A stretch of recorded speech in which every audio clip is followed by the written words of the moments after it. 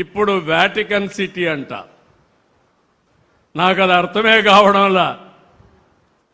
మావిగన్, Vatican city తరహాలో మావిగన్. మీకు అర్థమైందా తమ్ముళ్ళు? మీకు అర్థమైందా మా ఆడబిడ్డలు? మావిగన్. నేను అడుగుతున్నా ఇక్కడుండే వాళ్ళకి, అమరావతి కావాలన్నా రాజధానిగా? కావాలంటే ఎత్తుల పైకెత్తండి. ఏ ఒక్క వ్యక్తి అయినా మావిగన్ సహకరిస్తారా అని మిమ్మల్ని అడుగుతున్నా. మళ్ళీ మూడు ముక్కలాట కావాలన్నా అని మిమ్మల్ని అడుగుతున్నా. రాజధానిని విధ్వంసం చేసుకుంటావా అని మిమ్మల్ని అడుగుతున్నా. ఒక వ్యక్తికి ఇల్లు ముఖ్యం, రాష్ట్ర సమాజానికి రాజధాని ముఖ్యం.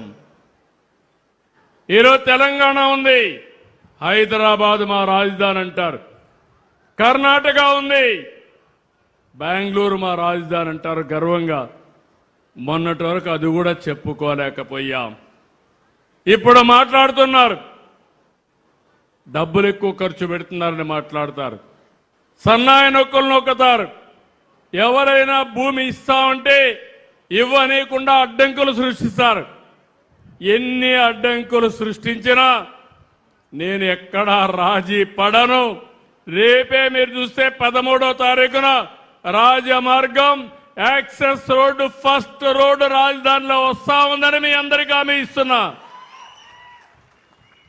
దీనివల్ల లాభం మీరు ఒకసారి ఆలోచిస్తే, సంపద సృష్టించబడుతుంది, రాష్ట్రానికి ఆదాయం పెరుగుతుంది. ఆదాయం పెరిగితే సంక్షేమాన్ని ఇంకా ఎక్కువ ఇచ్చే అవకాశం వస్తుంది.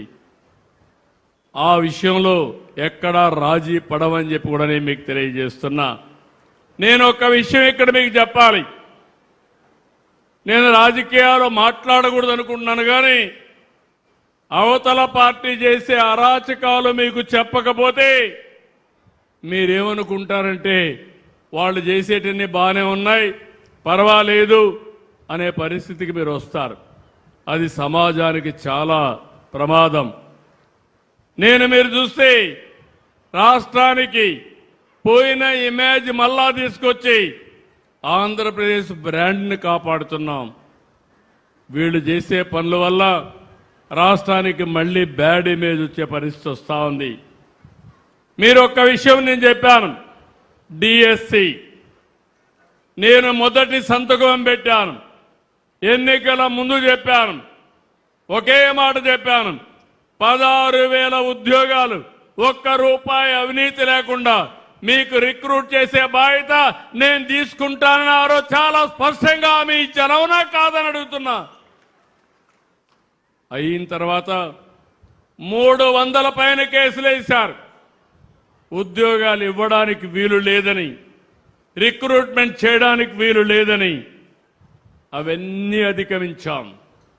సంవత్సరంలో డిఎస్సి పెట్టి, ఇంటర్వ్యూలు పెట్టి, అందరినీ పిలిపించి కుటుంబాలతో సహా 16,000 కుటుంబాలు పిలిపించి వాళ్లకు నియామక పత్రాలు అందజేశాం.